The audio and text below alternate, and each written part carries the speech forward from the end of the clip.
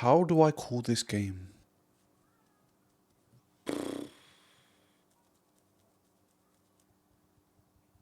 This is by far probably one of the hardest finals I've had to call. And on top of that, it's just crazy. We're not in the final as English fans, but again, we still have a blockbuster of a game. If you're new here, make sure you subscribe. Make sure you comment down below. Make sure you like the video. The engagement has been amazing, and I appreciate every single one of you. But yes, today is the match prediction for Spain versus Argentina. World Cup final. 5.5 weeks later, we finally made it. Spain and Argentina, these two teams, why it's very interesting is because for different reasons. Let's start off with Spain. Spain are a team, 37 games unbeaten, equaling Italy's record, who are also not in the World Cup. But I mean, 37 games unbeaten is crazy. They could beat the record and take home a World Cup trophy on the same day, this Sunday. That is phenomenal stats. But is it unexpected? No, because Spain have produced some great talent. They're the best team in the world, I think, right now, in terms of playing football. We saw at the Euros, they've taken the trophy home. I don't know if I actually call them best team in the world because they haven't got the World Cup in their possession. It's currently Argentina.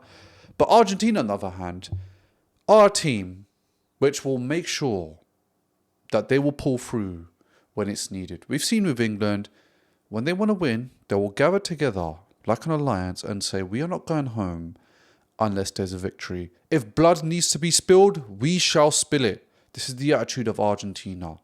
So it's about rustle bustle versus calm, intricate play. Who's going to be the victor? And that's what we're going to discuss.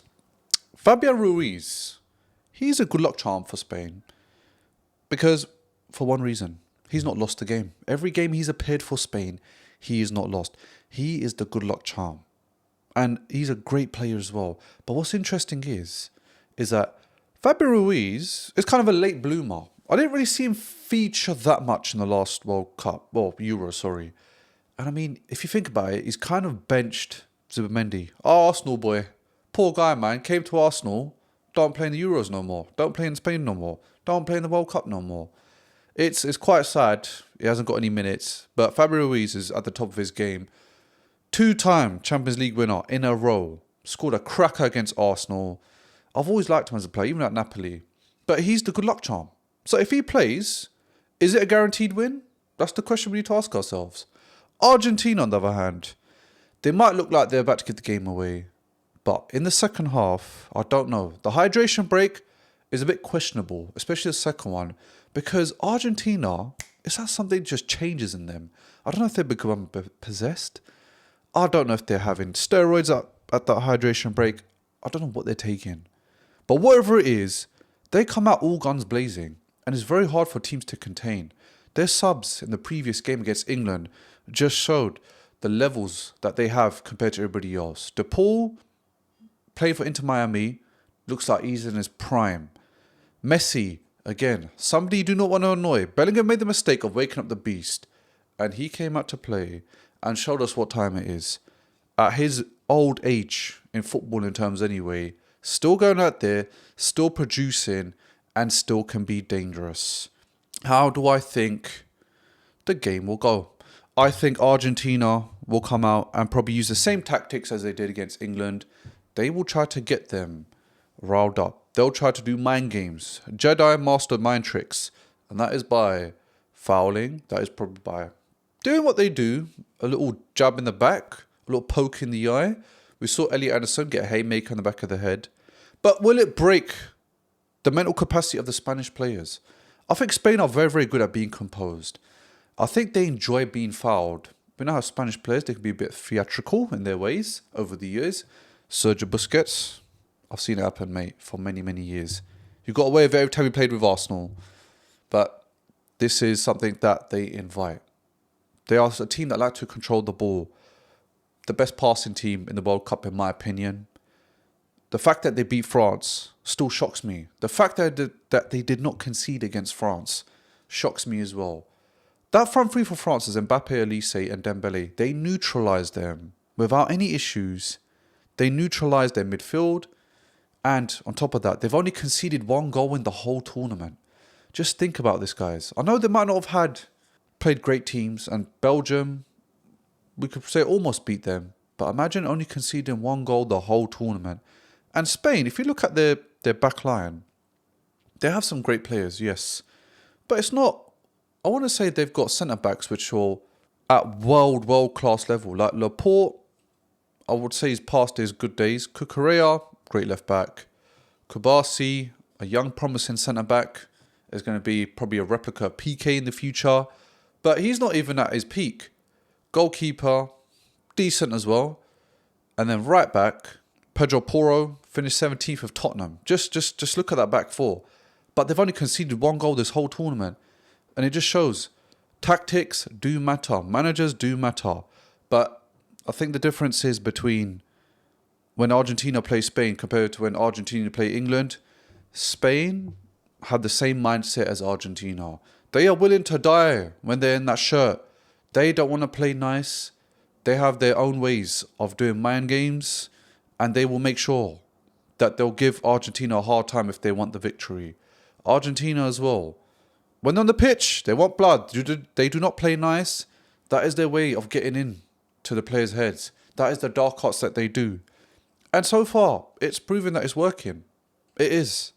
We've seen how passionate they are. They will die for Messi out there. And I think one of my mates, Adnan, shout him out, BTL Podcast.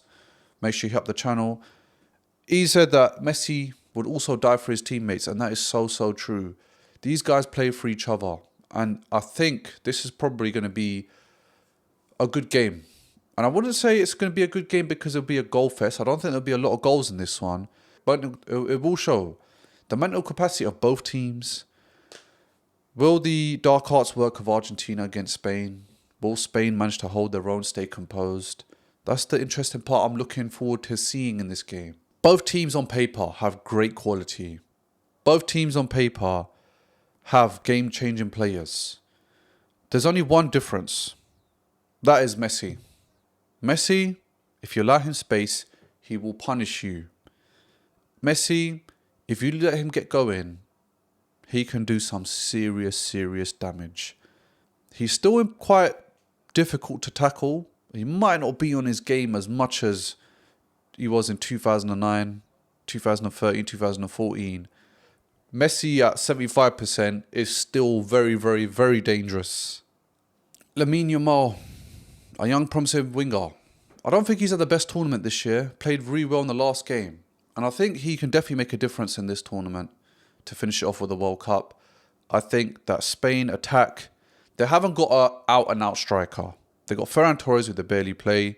But Oyarzabal has been doing a great role. Plays winger, scoring goals for Spain. Sorry, look at me. I'm thinking France is in the final. And this was something that he did in the Euros as well. We saw how he scored against England in the final. Took us out of the game. And this is what I think could be the benefiting factor for Spain, is that false nine, the tactics that they do, retaining possession.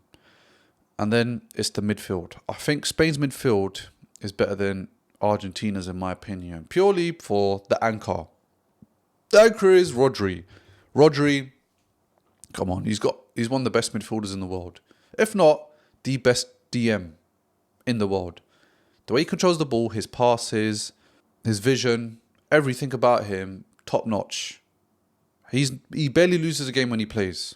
That's another factor as well we have to take into account. And then obviously they have good firepower on the bench. Argentina, however, again, I'll probably say the defense, a bit more physical than Spain's.